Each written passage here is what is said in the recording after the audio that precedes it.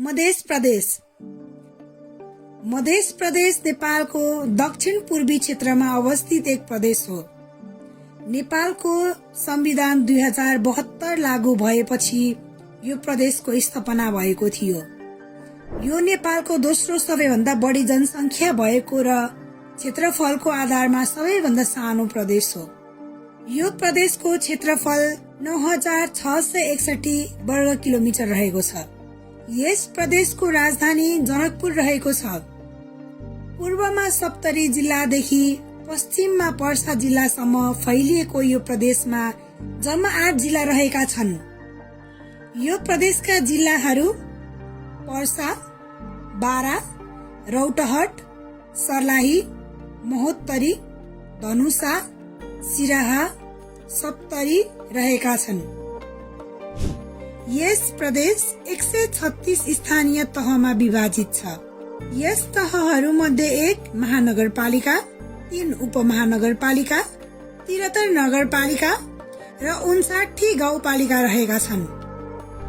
समथर भूभाग, धेरै जनसंख्या, उच्च प्रति व्यक्ति आयु, प्रशस्त खेतीयोग्य जमिन, देशको कुल ग्रास्त उत्पादनमा कृषि, मत्स्य पालन र उद्योगको क्षेत्रगत योगदान बढ़िरहेको यस प्रदेशमा समृद्धिका धेरै सम्भावनाहरू रहेका छन्। यो कृषि, उद्योग, पर्यटन, भन्सारका लागि धेरै महत्वपूर्ण छ। तथापि यो जलविद्युत आयोजना विहीन प्रदेश हो। यहाँका प्रमुख बजारहरूमा वीरगञ्ज, जनकपुर, राजविराज, लाहान, मिर्सया, बर्दिवास, मलंगवा, कलैया, चन्द्रनिगाहपुर, सिमरा पर्दछन्। अधिकार र पहिचानका लागि पटक पटक आन्दोलन भएको यो प्रदेशमा तराईका अधिकांश जातिको बसोबास रहेको छ। शिक्षा, स्वास्थ्य तथा मानव विकास सूचकमा धेरै पछाडि परेको यो प्रदेश गरिबीले आक्रान्त छ। आर्थिक रूपमा तराई नेपालको सबैभन्दा उर्वर र उत्पादनशील क्षेत्र हो, जहाँ कृषि प्रधान छ।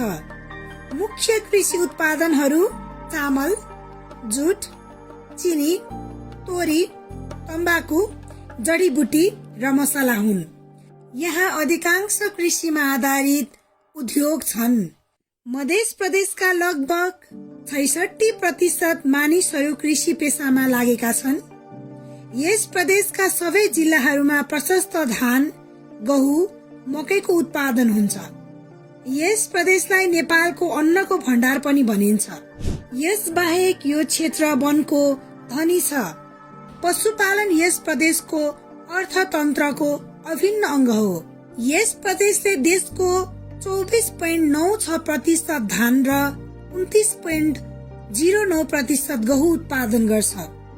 यस प्रदेशमा 5,74,360 हेक्टर कृषियोग्य जमिन छ, जसले गर्दा यो प्रदेश देशको सबैभन्दा ठूलो कृषि प्रधान प्रदेश बनेको छ। मध्य प्रदेश नेपालको प्रमुख माछा उत्पादन केन्द्रको रूपमा विकास भइरहेको छ। यस प्रदेशका राजविराज, लाहान, सिराहा, जनकपुर, बर्दिवास, मलंगवा, गौर, वीरगञ्ज, निजगढ, चन्द्रनिगाहपुर आदि शहरी क्षेत्रमा व्यापार, होटल, व्यवसायहरू सञ्चालन भइरहेका छन्। वीरगञ्ज नेपालको सबभन्दा ठूलो व्यापारिक नाका हो।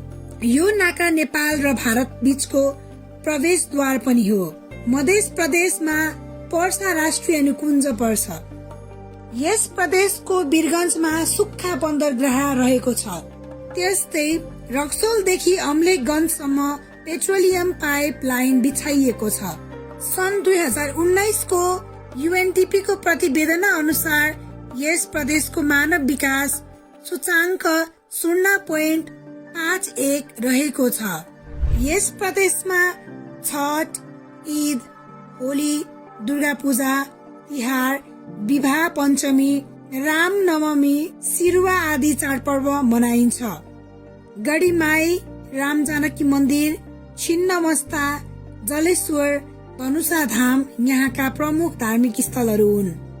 2021 को नेपाल जनगणना अनुसार यस प्रदेशको जनसङ्ख्या 61,14,600 छ, जसमध्ये 30,65,751 पुरुष र 30,48,849 महिला छन्।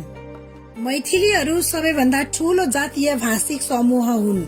यादवहरू यस प्रदेशमा मधेसी मानिसहरू मध्ये सबैभन्दा ठूलो समूह हो, जहाँ जनसङ्ख्याको लगभग 15.2% छन्।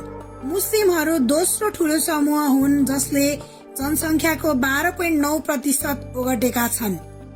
तेली 5.10%, कोइरी कुशवा 4.56%, चमार 4.22%, मुसहर 3.02%, कुर्मी 2.83%, दुसाद 2.79%, मल्ल 2.26%, मैथिली ब्राह्मण 2.2% र करण कायस्थ 1.5%।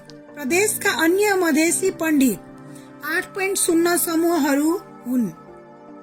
बाहुन र क्षेत्री प्रदेशका सबैभन्दा ठूलो खस आर्य समूह हुन्, जसले 2.34% र 1.99% जनसङ्ख्या ओगटेका छन्। थारू 5.27% र धानुक 3.49% सबैभन्दा ठूलो गैर मधेसी गैर खस आर्य समूह हो। त्यसपछि तामाङ 2.17%। प्रदेशको कुल जनसङ्ख्याको 45.36%ले मैथिली भाषा बोल्दछन्। भोजपुरी 18.59% र बज्जिका 14.68% जनसङ्ख्याले बोल्दछन्। नेपाली भाषा यस प्रदेशको आधिकारिक भाषा हो, तर जनसङ्ख्याको 6.56%ले मात्र मातृभाषाको रूपमा बोल्ने गर्दछन्।